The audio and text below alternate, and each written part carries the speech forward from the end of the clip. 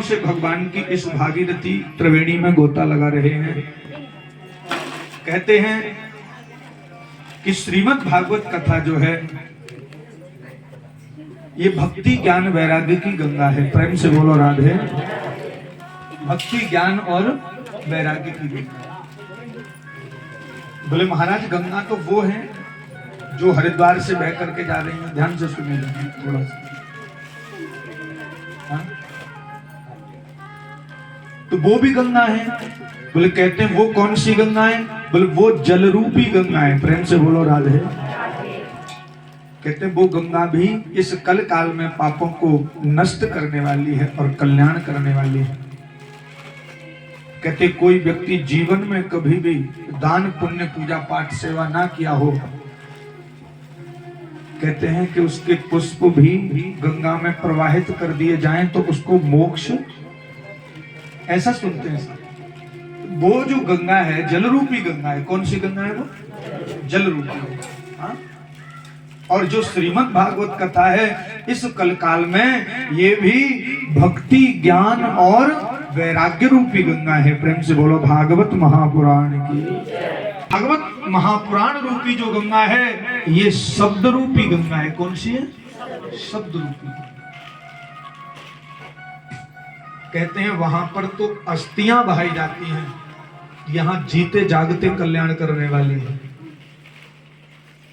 एक बार भागवत महापुराण के लिए दिल से भाव।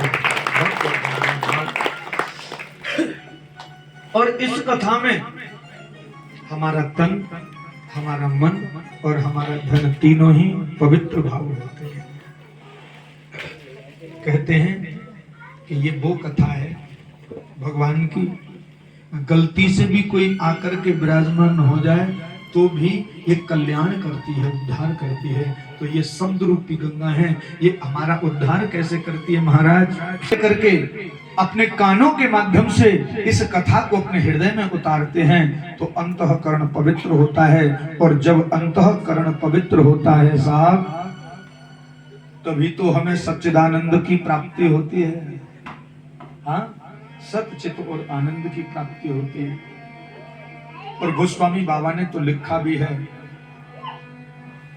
कि जीव मुझे जब तक प्राप्त नहीं कर सकता जब तक निर्मल मन जन सो मोहि पावा, मोहि कपट छल छिद्र न भावा।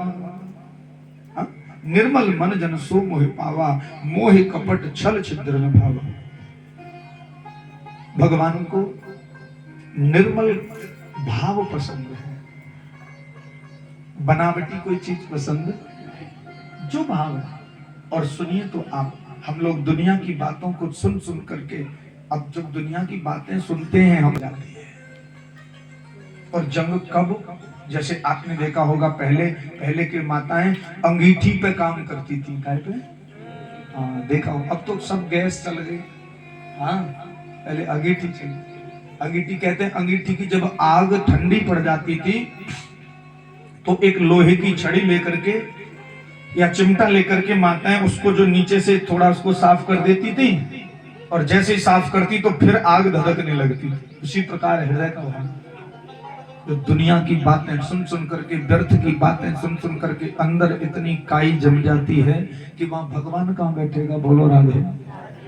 भगवान कब बैठेंगे, भगवान कब मिलेंगे? जब हम लोग निर्मल भाव से सारी बातें इस पांडाल से दूर छोड़ करके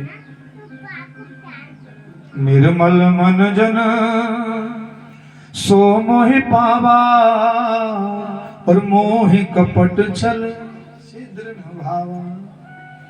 ये कथा हमारे मन को पवित्र करती है साहब। मन को पवित्र करती है, तन को पवित्र करती है। एक आप बोलोगे मन को पवित्र करती है, वो तो ठीक है। तन को कैसे पवित्र करती है? हम कथा सुना रहे, एक मैया कथा सुनने के लिए आती रोजाना। अब आती इसलिए कि पड़ोसी आती उसके, कहीं ये न सोचने लगे कोई कि ये कहीं भगवान के भक्ति नहीं। हाँ, एक दिन ऐसे मैंने अम्मा को पूछा, मैया अरे कथा कैसी रही? बोलती पंडित जी मेरे को तो बहुत अच्छी लगी। मैंने कहा कैसे? मैंने कहा आपको हम देखते थे, आप तो सोती रहती थी पूरी 3 घंटे। अरे गुरुजी तभी तो अच्छी लगी। मैंने कहा क्यों? बोले सच कह रही हूँ पंडित जी, पर नींद नहीं आती है और इधर पांडाल में आते ही सो जाती हूँ। बोलो राधे, ये तन को भी पवित्र सुख, हाँ इधर आते ही आ जाती है नींद। गुरुजी हाँ बोल दे राधे और धन पवित्र भाव, ये तीनों प्रकार का हमारा सब। कल हम लोगों ने इस फस्टा ग्राम की पवित्र पुण्यमी धरती, धीरा तहसील, डिस्ट्रिक्ट कांगड़ा, देवभूमि हिमाचल की पवित्र पुण्यमी धरती पर और आयोजित श्रीमती नरेश कुमारी जी कटोच परिवार के सौजन्य से भगवान की कथा विगदित हम लोग 3 दिनों से इस भगवान की कथा को रसास्वादन कर रहे हैं। आज चौथा दिवस है। आप सभी लोग बड़ी दूर दराज से पधारे हैं।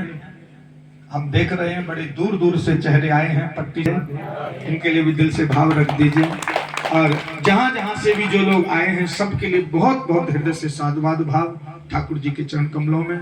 कल हम लोगों ने बामन भगवान के अवतार की कथा श्रवण करी।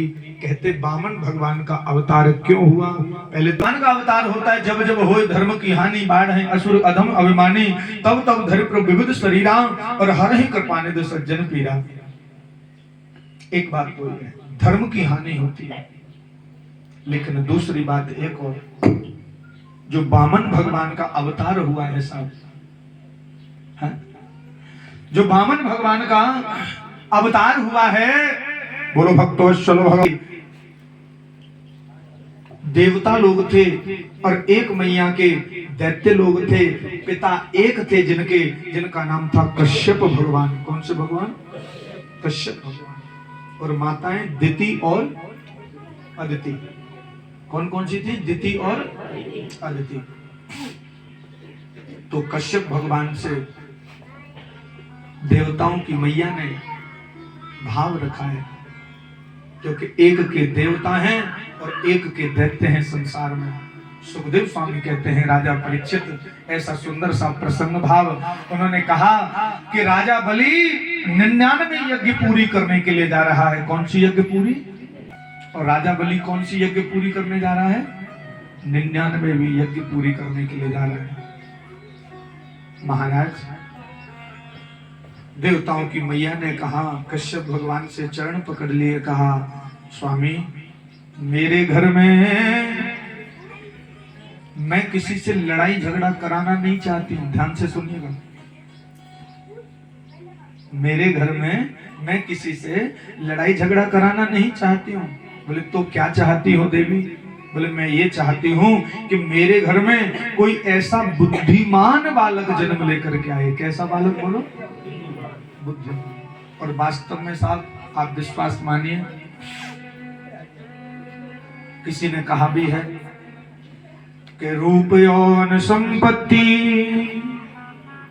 रूप यौवन संपन्ने और विशाल कुल संभवा। किसी संत ने वर्णन किया है, बोले रूप यौवन संपन्ने विशाल कुल संभवा। किसी कोई व्यक्ति रूप में संपन्न हो, विशाल खानदान में, बड़े परिवार में उसका जन्म हो गया हो। ध्यान देकर के सुनेगा। बोले राधा रानी सरकार। रूप में कितना भी बड़ा क्यों न हो, कहते हैं जब बुद्धि नहीं है तो सब कुछ बेकार है। अब रूप को क्या देख देख करके जियोगे? अब बुद्धि नहीं है तो सब, हाँ? और कई लोग आज भी ऐसे बड़े बड़े परी तो सब कुछ, हाँ? इसलिए अदिति ने क्या मांगा है? स्वामी मैंने घर में बुद्धिमान बालक चाहिए। आज के समय में ये कथा प्रसंग क्यों आ रहा है? आप लोग सोच रहे होंगे कि इस कथा से हमको क्या मिल रहा है महाराज, हमको क्यों सुना रहे हैं ये कथा? ध्यान दे करके सुनिए। आज दुनिया के लोग अपनी संतान के लिए ही सब कुछ सर्वस्व भाव। आपने मेहनत करी, किसके लिए करी? बच्चों के लिए। एक बात बताऊं, एक माँ तो बच्चे को जन्म देने के लिए कितने दिन तक उपवास भाव रखती है, और एक पिता उसी बच्चे की शिक्षा के लिए न जाने दिन भटकता है, रात भटकता है, कितनी मेहनत करता है, और मेहनत करके जो पूंजी कमाता है उससे बच्चों का शिक्षा का भाव होता है। आजकल के बच्चों को भी ये ध्यान दे करके सुन लेना चाहिए कि वो कमा थोड़ी रहे, कमा के तो घर वाले ही रहे। इसलिए कभी भी अपने माता पिता से विमुख भाव रखना नहीं चाहिए।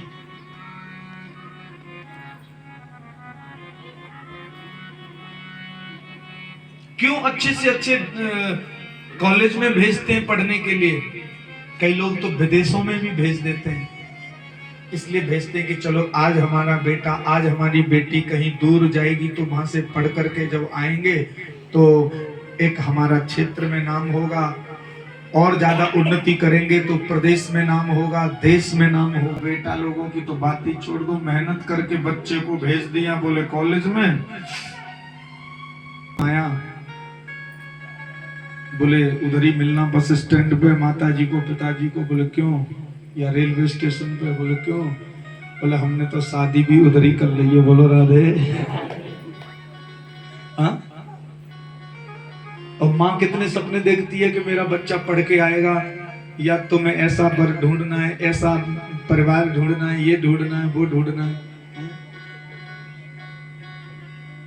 मैं ये कहता हूं डिग्रियां कितनी भी हो हमारे पास, उसका महत्व नहीं है, पूरी है। लेकिन साहब, डिग्रियों से ज्यादा हमारे पास संस्कार होने चाहिए कि हम अपने दादाजी को, दादी जी को, अपने रिश्तेदारों को, अपने पड़ोसियों को, अपने गांव वालों को हम किस दृष्टि से देखते हैं। प्रेम से बोलो राधे, जोर से बोलो एक बार राधे। हाँ, ये भाव है। बात अच्छी लगी हो सज्जनों, इसको ग्रहण भाव रखो। आज के समय में एक बात और है, मैं कई बार कथा में कह चुका हूं कि लोगों की केवल, देखो सृष्टि नहीं बदली है, सृष्टि तो जब से ब्रह्मा जी ने रचना कर दी है तब से वही सृष्टि चली आ रही है। सज्जनों, बदला है किसी का तो केवल दृष्टि बदली है। क्या बदली है? देखने का नजरिया बदल गया।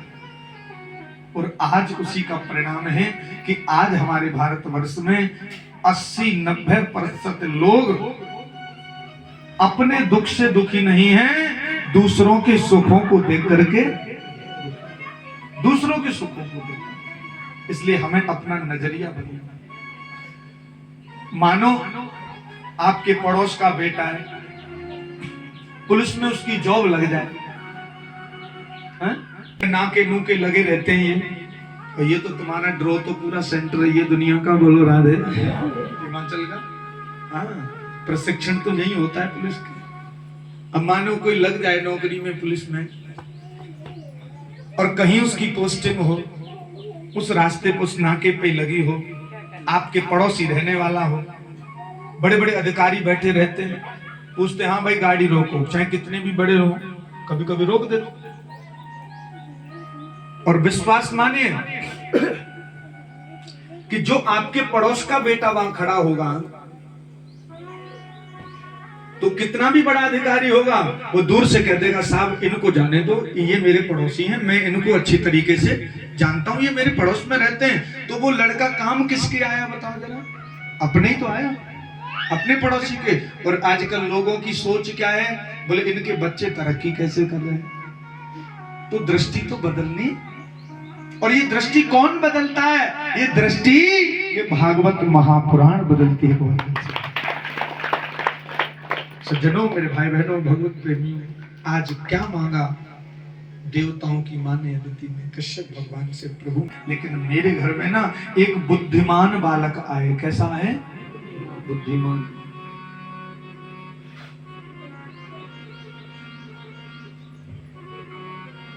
हमारे घर परिवार में भी एक बात मैं और कहता रहता हूँ कथा में अक्सर करके, यदि कोई बहू आपके घर में आ गई है, सेवा दान करती है, भक्ति करती है, तो मत रोको। जब हम कर नहीं सकते तो किसी को रोकने का अधिकार नहीं है। एक बात और है यहाँ पे, बेटा तो 2 कुल ही तारता है, कितना बोलो जरा, लेकिन जो बेटियां होती है ना वो 3 कुल तारती हैं। कितने? 3। बेटा एक अपना परिवार, अपना कुल, एक ननिहाल पक्ष का भाव आ जाता है। और जो बेटी होती है ना वो एक अपना कुल तो तारती है, एक ननिहाल का कुल तो तारती है, लेकिन एक ससुराल पक्ष को भी तार देती है। एक बार भाव, ये वो शक्ति का, इसलिए मातृ शक्ति का, कोई बेटा आपकी, कोई बहू आपका, मैं तो ये कहता हूं सबसे बड़ा पुरुष, सबसे बड़ा व्यक्ति कौन है? अभी बोल दूंगा तो बोलोगे पंडित, सबसे अच्छा पति कौन है? कि यदि